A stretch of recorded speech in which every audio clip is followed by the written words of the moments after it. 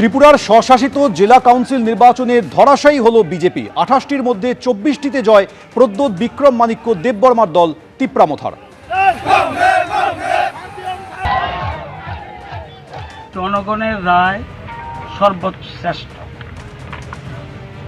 এখানে কারো কিছু বলার নেই। জনগণ যা রায় দেবে তাকে মাথা পেতে নেওয়া সবাই দায়িত্ব করতে। যেহেতু আমরা ভারতবর্ষ গণতান্ত্রিক দেশ, গণতান্ত্রিক পদ্ধতিতে ভোট হয় এবং এটা প্রতি 5 বছর পর পর উৎসব হয়। আমরা যেমন দুর্গাবছর প্রতি বছর করি, গণতন্ত্রের উৎসবটা হলো ভোট। এই ভোট যা রায় দেয় তাকে আমরা যারা রাজনীতি করি তাদের মাথা পেতে নেওয়া উচিত। লোকসভায় মহিলা সংরক্ষণ বিল পাশ করাতে পারল না কেন্দ্র। মহিলা সংরক্ষণ বিলের পক্ষে ভোট পড়ল 298, মহিলা সংরক্ষণ বিলের বিপক্ষে ভোট পড়ল 230। প্রথম রাউন্ডে ভোট দিলেন 528 জন সাংসদ। 2/3 ভোট না পাওয়ায় পাশ হল না সংবিধান সংশোধনী বিল, জানালেন লোকসভার অধ্যক্ষ।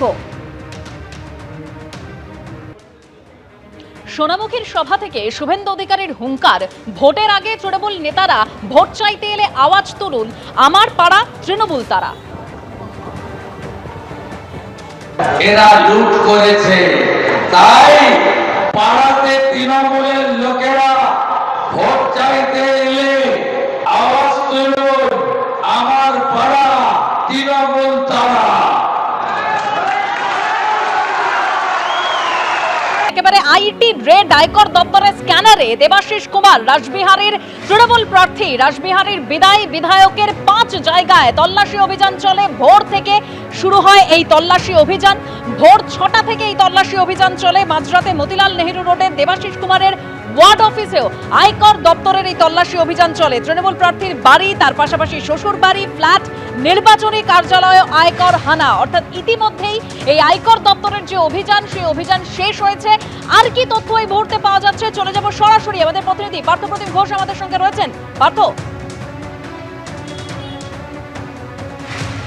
4 জায়গায় আয়কর অভিযান শেষ হলো। এখনো পর্যন্ত 14 ঘন্টা হয়ে গেছে। দেবাশিস কুমারের বাড়িতে কিন্তু এই আয়কর অভিযান সেটা চলছে এবং দেবাশিস কুমারের বাড়ির বাইরে যারা দেবাশিস কুমারের অনুগামী তৃণমূল কর্মীরা তারা আজকে বিকেল থেকেই তারা জমায়েত করেছেন এবং জমায়েত করে তারা একেবারে দেখতে পাচ্ছি যে তারা কিন্তু বুকের মধ্যে যে পোস্টার ঝুলিয়ে রয়েছে এবং প্ল্যাকার্ড ঝুলিয়েছেন, তারা বলছেন যে আমিও দেবাশিস কুমার, এটা বলে তারা কিন্তু একেবারে কেউ একেবারে মুখোশ পরে এসেছেন। দেবাশিস কুমারের মুখোশ পরে এখানে কিন্তু বাড়ির বাইরে তারা অপেক্ষা করেছেন। এই মুখোশ পরে কি বার্তা দিচ্ছে? আমার দেবাশিস কুমারের সাথে আছি। আপনি লিখেছেন যে আমিও দেবাশিস কুমার। আমরা জানি এরা পরিযায়ী পাখির মতো, ইলেকশন আসলে এদেরকে দেখা যায়, আবার ইলেকশনের পরে চলে যায়। এই হেনস্থা দেবাদাকে কালিমা লিপ্ত করার চেষ্টা করছে। এর জবাব রাসবিহারীর মানুষ 4 তারিখ জবাবটা দিয়ে দেবে। এবিপি আনন্দ, এগিয়ে থাকে, এগিয়ে রাখে।